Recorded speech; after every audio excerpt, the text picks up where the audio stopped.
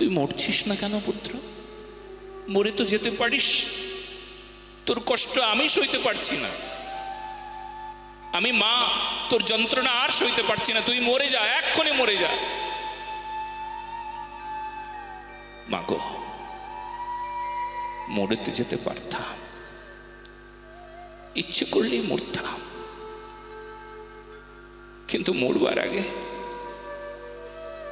যদি মাধব না আসে তবে মরণ যে অকারণ হয়ে যাবে মা। ও মা, মৃত্যুর আগে যদি মাধব না আসে তবে এমন মরণ মরে কি লাভ হবে বলো তো মা?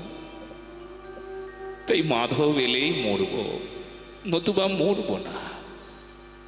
পুত্র যন্ত্রণা হোক, যন্ত্রণা, এই যন্ত্রণা হোক মা গো। আর তুমি বলো যন্ত্রণা হবেই না কেন? কেন যন্ত্রণা হবে না? পাপের যন্ত্রণা ভোগ করতে হয় গো মা। তাহলে পুত্র, তুই কেন এই অন্যায়ের পক্ষ নিলি রে? কেন পাপের পক্ষ নিলি তুই? হ্যাঁ, এই দেখো, ধর্ম আর অধর্ম দুটো পক্ষ। ধর্মের পক্ষে যে থাকে তার কল্যাণ হয়ে যায়, অধর্মের পক্ষে যেই থাকুক, যতই শিক্ষিত হোক, যতই জ্ঞানী হোক, যতই বিদ্বান হোক, যতই তপস্বী হোক, যতই বড় যোদ্ধা হোক, কিন্তু তার ধ্বংস অনিবার্য। ও মা, আমার যে ধ্বংস অনিবার্য, তবে ধ্বংসটা যদি কখনো অধর্মের জন্য হয় তবে ইতিহাসের পৃষ্ঠায়, মহাভারতের পৃষ্ঠায় এটাই সুলিখিত থাকবে মা, যে অন্যায়ের পক্ষ আমি নেব না। ইতিহাস রচনা হলো মা, পাপের পক্ষে যারা যারা থাকলো তাদের সব ধ্বংস হয়ে গেল। এরপর ধর্মের পক্ষে সবাই থাকুক মা, সেই জন্য আমার ধ্বংসটাও যেন লিখিতভাবে থাকে। দেখো, মহারথী ভীষ্মদেব, আজন্ম ব্রহ্মচারী ভীষ্মদেব, গঙ্গার পবিত্র পুত্র গাঙ্গেয় ভীষ্মদেব অধর্মের পথে ছিল। সেই জন্য এমন এমন ভীষ্মদেবেরও অধর্মের জন্য মৃত্যু হলো। মাগো,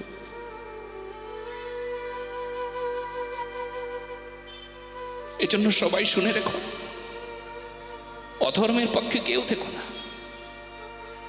তুমি যতই বিদ্বান হও, যতই জ্ঞানী হও, যত যাই তুমি হও, মন্ত্রী হও, কিন্তু অধর্মের পক্ষ তুমি যতই নিয়েছো, যতবার নেবে,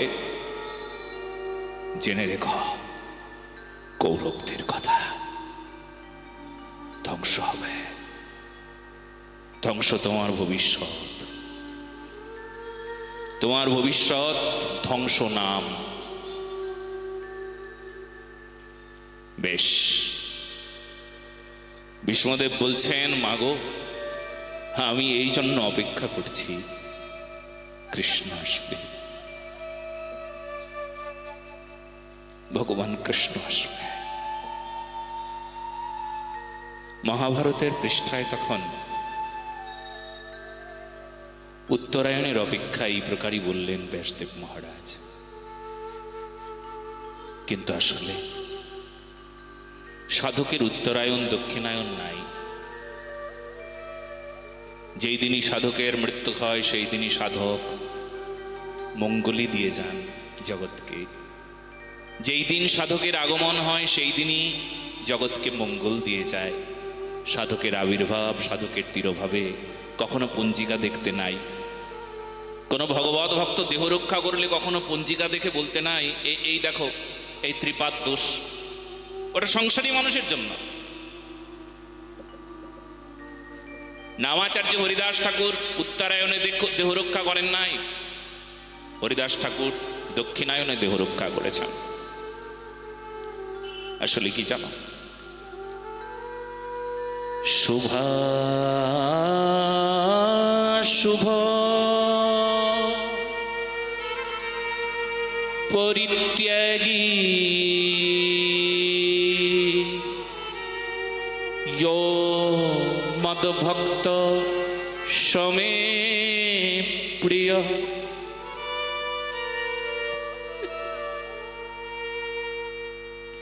যে শুভ অশুভকেও ত্যাগ করে দিয়েছে।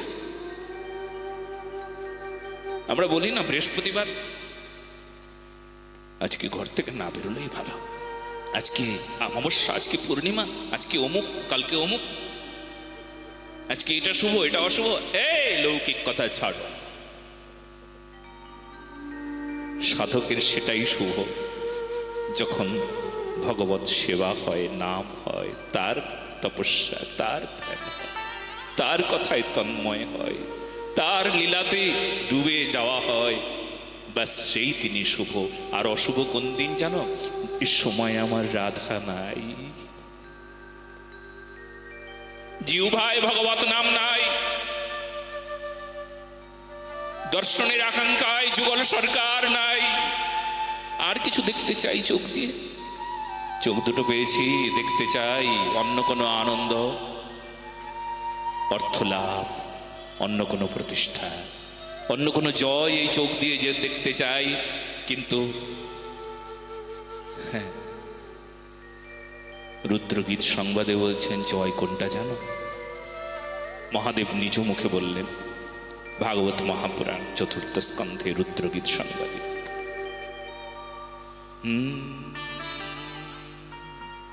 যেতম তয়াত্মবিদ্বরে যশস্তয়ে স্বস্তিরস্তমে ভবতারাধস রাদ্যম সর্বস্মায়াত্মনে নমঃ। রুদ্রগীত সংবাদ। মহাদেব বলছেন, এই জয় কাকে বলে জানো? এই সংসারের মানুষ তোমরা জয় তো টাকা পয়সা পেলেই জয় মনে করো, মঙ্গল মনে করো, মনের ইচ্ছা পূরণ হলে মঙ্গল মনে করো। এই ওটা কি মঙ্গল? তোমার ইচ্ছে পূরণ হলো, ছেলেটা চাকরি পেয়েছে, কিছু টাকা ইনকাম হলো, মনের ইচ্ছা পূরণ হলো, একে বুঝি মঙ্গল বলো তোমরা? গুরুদেব গুরুদেব একটু মাথায় হাত রেখে একটু আশীর্বাদ দিন না, একটু কৃপা যেন হয়। এই কৃপা মানে জানো? কৃপা মানে জানো? সহ্য করতে পারবে তো? এই কৃপা মানে জানো? সহ্য করতে পারবে? কৃপা, কৃপা মানে টাকা ইনকাম নয়, কৃপা মানে তোমার মনের ইচ্ছা পূরণ নয়, কৃপা মানে তোমার ওই দুতলার জায়গায় পাঁচতলা হয়ে যাওয়া নয়, কৃপা মানে তোমার এই লৌকিক সুখ ভোগ নয়, কৃপা মানে তোমার মনের ইচ্ছা পূরণ নয়। কৃপা মানে কি জানো? কৃপা মানে এই যা যা বললাম সব শেষ হয়ে যাওয়ার নাম কৃপা, আর একমাত্র যুগল সরকারের চরণে এই মনটা দিয়ে দেবার নাম কৃপা। বলো না গো রাধে রাধে।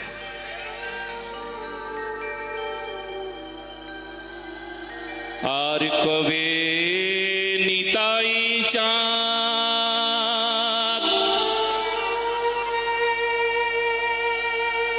করুণা করিবে,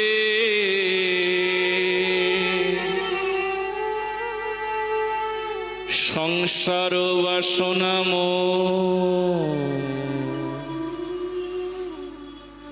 কবে তুচ্ছ হবে। এর নাম কৃপা। সংসার বিষয় বাসনা কবে তুচ্ছ হবে? কৃপা। সইতে পারবে তো? অনেকে বলো গুরুদেব একটু কৃপা করেন, একটু একটু আশীর্বাদ দিন। সইতে পারবে তো? কৃপা মানে কি জানা? নিঃস্ব হয়ে যাওয়া। নিঃস্ব হয়ে যাওয়া। কিসে নিঃস্ব? তোমার লৌকিক সুখ ভোগ, লৌকিক সুখ যা সংসারী মানুষ চায় তা শেষ হয়ে যাওয়া। যেখানে মানুষ কাঁদে আর ভগবত ভক্ত সেখানে হাসে। সব চলে গেলে কি করবে? সংসারী মানুষ কাঁদবে, টাকা চলে গেল কাঁদবে, ছেলে মরে গেল কাঁদবে, কোটি টাকা লস হয়ে গেল কাঁদবে, আর ভগবত ভক্ত গৃহস্থী ভক্ত সেখানে হাসবে। ও ভগবান, তোমার চরণে নিয়ে যাওয়ার ব্যবস্থা করেছো, বাহ বাহ, কৃপা হয়ে গেল গো। আগুনে পুড়ে গেল নামদেবের কুটিয়া। নামদেব দূরে বসে হরির নাম করছিল। গ্রামের সব ভগবত ভক্ত যারা ছিলেন তারা নামদেবের কুটিয়া থেকে কিছু পুটুলি পাটুলি বের করে নিয়েছিলেন মাত্র। নামদেবের কাছে সংবাদ গেল, নামদেব, তোমার কুটিয়ায় আগুন লেগেছে নামদেব। নামদেব কি বলছে জানো?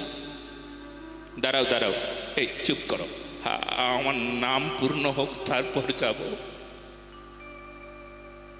আগুন লেগেছে, আগুন পুড়ে যাচ্ছে সব। ভালো তো ভালো, কি দয়া আমার ভগবানের। বিঠ্ঠলনাথ, প্রাণনাথ, কি দয়া তোমার, দেখো। এটা আসক্তি ছিল কুটিয়া।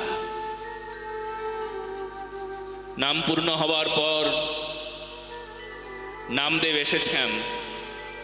নামদেবের সামনে সব পুটুলিগুলো ধরা হয়েছে। ওই মানুষের হাত পা পুড়ে গিয়েছে তার ঘর থেকে, মানে পুটুলি পাটলে বের করবার জন্য। নামদেবকে বললেন, এই কষ্ট করে তোমার এই সব বের করেছি বাবা। নামদেব যেগুলো বের করেছে না, সেগুলো আবার আগুনে স্বাহা।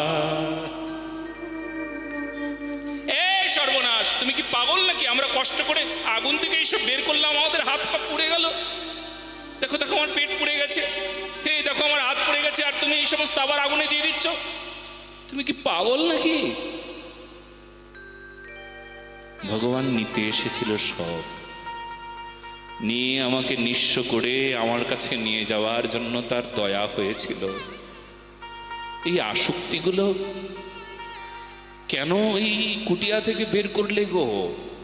একে পুড়িয়ে দাও, একে পুড়িয়ে দাও, এই আসক্তিকে পুড়িয়ে দাও। এই আসক্তি থাকলে তার কাছে যাওয়া যায় না, আসক্তি পুড়িয়ে দাও, আসক্তিকে পুড়িয়ে দাও, আসক্তিকে শেষ করে দাও,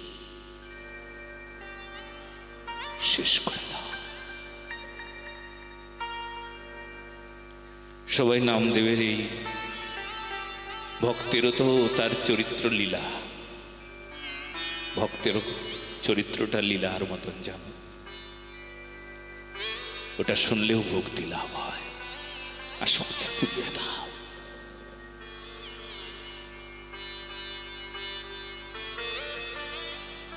বলো না গো রাধে রাধে।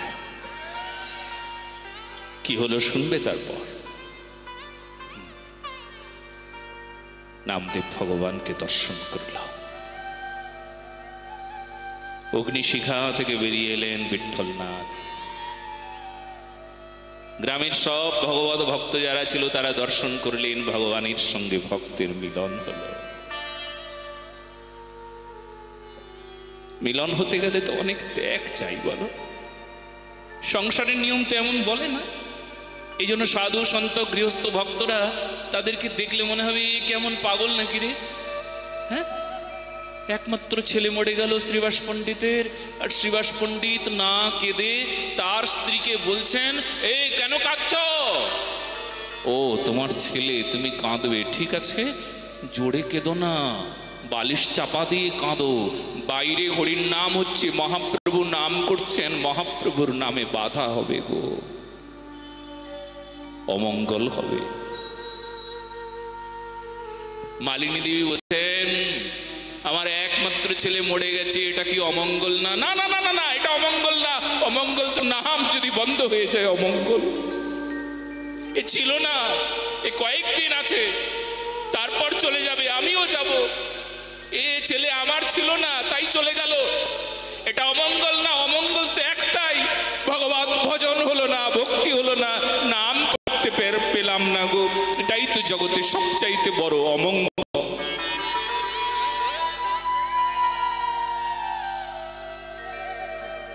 নাম হলো না।